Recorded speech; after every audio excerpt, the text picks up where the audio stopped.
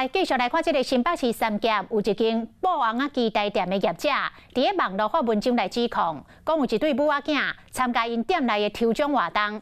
这个妈妈甲店员咧开讲，读高中1年的后生，竟然就趁这个机会，伫咧抽奖箱内底来呼出着头奖的彩球，第二个手里，然后甲店员讲，抽到头奖，做弊来骗走着 iPhone 14的手机啊！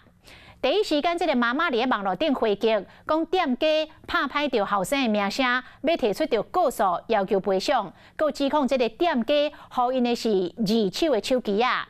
业者忍袂住咯，讲嘛要告因诈欺。这个时阵，妈妈才落软，早起面对着镜头，承认讲囡仔有唔对。我并非他们讲的诈骗母子党，我小孩子之前可能受到他的不良的示范，我也教训过他。我有道歉。对镜头来回实的，老母承认讲是囡仔爱耍，骗走店员碰过的手机啊。因为新北三甲这间业布红仔机的业者指控这个穿乌衫的少年人，身边伫箱外后壁将手伸入去即卡蒙彩箱外一直敲被3分钟。老母伫边和店员开讲嘛，无甲阻挡，敢若看伊将这个写上大奖的彩球抽出来，偷偷放入去落地啊。最后抽奖的时，甲店员骗讲，因抽到 iPhone 14。他们就是不认账啊，摆明就是要赖啊，就是说他已经卖掉啦。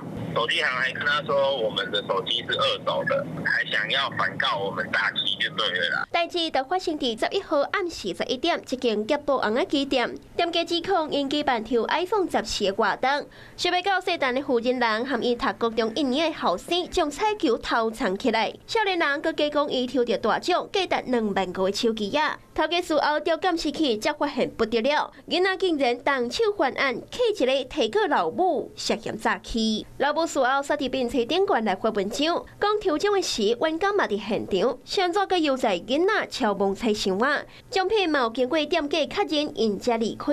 店家乃当发文章来拍歹囡仔名声，呛讲要提告，要求赔偿。证明我已经将此部手机已归还。上面的舆论其实也不是出自我本意，我只是希望说在大众他们的留言下可以手下留情。店家指控无件诈欺，已经到派出所提告。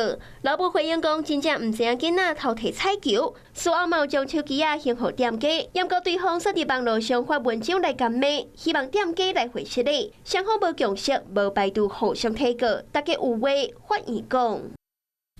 你好，我是宋彦明。想掌握最及时的新闻资讯吗？赶紧订阅、按赞、开启小铃铛，锁定华视新闻 YouTube 频道。